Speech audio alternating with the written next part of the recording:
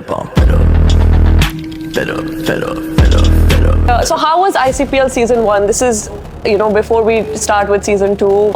I mean, you're talking about structure, but as I was there as well, we saw a lot of hiccups. The major issue we had was with umpiring. They make mistake, but obviously they should know how to handle the pressure. It's not an excuse, and they should know the rules, which is the most important thing. What happens if a player is injured and they decide that they cannot play ICPL season 2 before the auctions? Hello and welcome to ICPL Presents Inside Nets, produced by Blackstone Marketing. So today we have a very special episode. It's a bonus episode with the two geniuses behind the scenes. We have Qasim, he's the mad brainiac and the visionary, and Sacha, Hussein, who is the ever dependable tournament director. He's the Jugadu man of indoor cricket. Welcome. Thank you so much. And so how was ICPL season 1? This is, before we start with season 2, we're having this episode. How did it go? So ICPL was something always back of my mind when I started organizing tournaments. You can call it my baby, but it's something that I always thought of from the last 1 year. Basically, the idea was to structurize the franchise leagues in indoor cricket and to bring in the continuity in the franchise league. When I was playing and even taking part as owner in the franchise leagues, I noticed that some teams, they're there in one season and the next season they're nowhere to be seen. So just wanted to bring that kind of a change, and that's where the ICPL, obviously it's not something new. IPL, PSL, all these big franchise-based leagues follow the same structure. So that's but it's missing in indoor cricket. That's what I wanted to bring in. That's it. We just wanted a little structure and a little continuity. So we thought of this. So, I mean, you're talking about structure, but as I was there as well, we saw a lot of hiccups that went on during the tournament. What happened there, and how do you want to fix every these tournament issues? there will be a few hiccups, but the major issue we had was with umpiring. And I think this time we will make sure that the umpiring standards are at least consistent, if not better. And we'll try to make a contract with these umpires so that they don't ditch us last minute, or there are no last minute hiccups, so that our friends have to go and umpire over there. To add on, we are also thinking of having a training session before the tournament starts with all the umpires, and we'll be announcing all the umpires beforehand so that everything is on there and people follow that. And we have to make sure, obviously, they are also human beings. They make mistakes, but obviously they should know how to handle the pressure. It's not an excuse, and they should know the rules, which is the most important thing.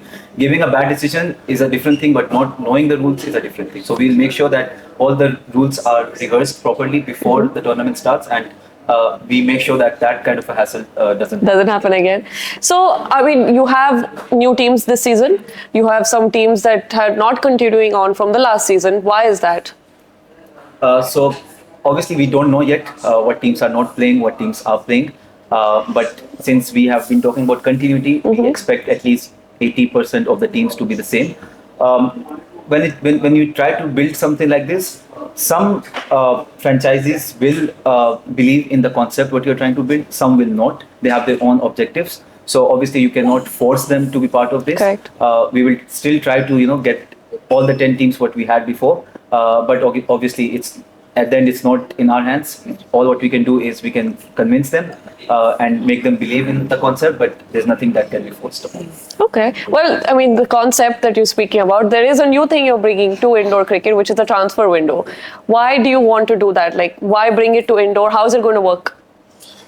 Firstly, when you make a team, there are some puzzles which you need, some puzzles you don't need. Sometimes you get an extra player, sometimes somebody else has your player.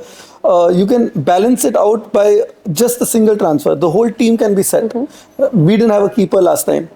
The opposite person has two keepers. Maybe he didn't have an opening batsman. So we can trade a keeper for an opening batsman and solve both the problems. That's the only reason. Players will come and go. All the players are good. All the players have skill. Main thing is, do they fit in your team or no?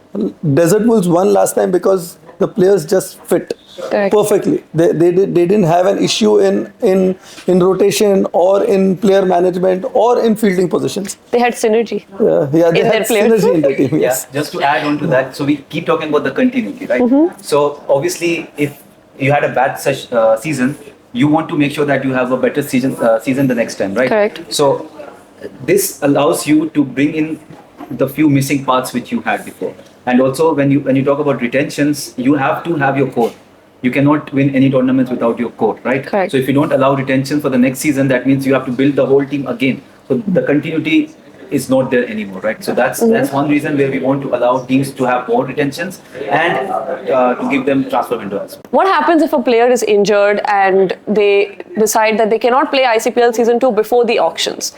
Does that give you back one retention or?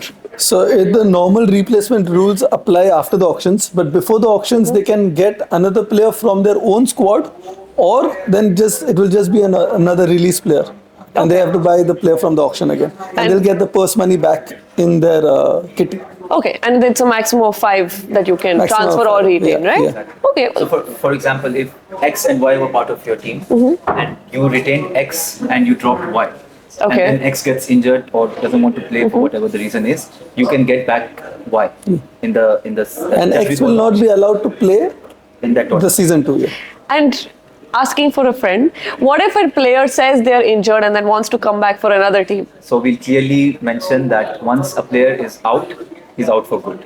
for the entire For the season? entire season. For the entire season. Good that you clarified. Other than this transfer window concept, what are the other new things you're bringing to ICPL that are not in indoor cricket yet?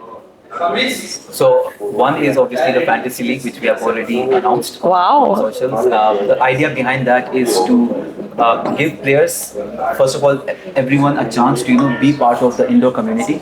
I'm sure there are 120, 130 players playing, but another 130, 150 who are watching over those players. True. So it will give them a chance to be part of that family as well of ICPL, and also it lets the game grow as well. Because Correct. players, they feel that they're important. Once they're put on the website, their pictures and their values and everything is put on there, they will try to obviously if I'm playing on the match day and someone has put points on me for that match day, obviously I will want to prove myself that yes, Perform I got better. that. So it will give a different challenge also. And once we start announcing the best performance of the day and everything, I think it will give them more it will give some happiness to some, and obviously Embarrassment to the others. And there is some fresh new good news about a company that you've formed, Stride. What is the concept behind it? Why did you form this in the first place? Again, we are doing too many tournaments. We are not able to market each tournament with the respect it deserves.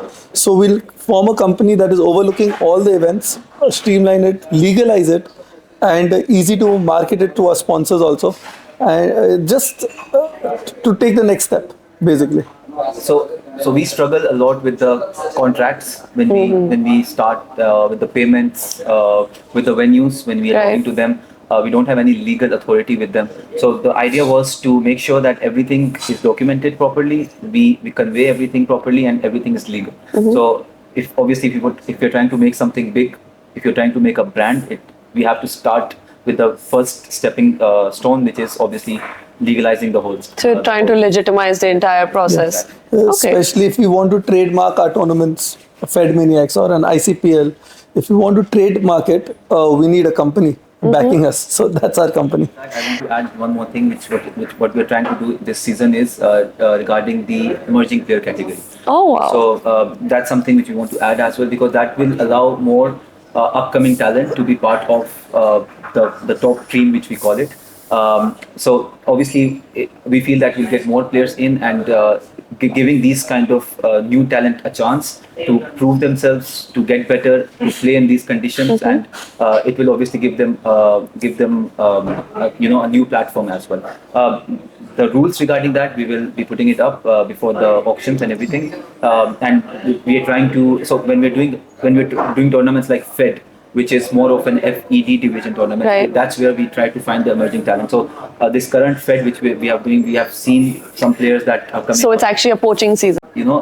Portfolio. That's how we will grow. Exactly. If we don't add 10 to 20 players every season, the same old players will be recycling and just going in each other's teams. So it's better to add players through our different tournaments, because all of a sudden owners are not going to take a risk on a newcomer player. unless and until he has seen him in another Perform. tournament. And also competition makes you better, right? So if you feel that someone is upcoming and is performing really well, you would want to get better. Get better. Otherwise, if you feel that you are the best, you will never grow from there, right? So Right. that's we want to create more competition between players as well, so that they know that they have to keep improving to stay in the game.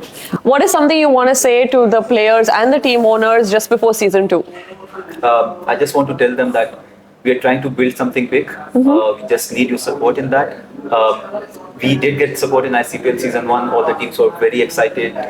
They supported us wherever they could, and we need that kind of support. And when you try to build something like this, I would call it a brand. When you try to build a brand, you need some time, right? Right. It cannot be done in couple of months. It has to take time, and I can assure them that we're building something that will add value to their lives as well. So that's all I want to say. And this time we'll be a little strict on the fair play also. There have been too many incidents which has gone beyond our control, and we will have to respect the fair play. It's Okay. been done in all the tournaments. It has to be done in ICPL also. We will not be lenient over it. Less arguments with you. Not with me, with the umpires, with the staff, with their own players, with the coaches, with the opposition captain. There's just too much that went out of hand, which we just have to take it down a notch, because ultimately we are playing this for fun. Correct. Fun is the most important thing. Winning is the circumstance of fun. Correct. So hopefully this time Winning we'll is have the more fun. circumstance of fun. That was nice. Well, thank you. This was Qasim and Hussein. They are ready for season 2 of ICPL. Let's see you there.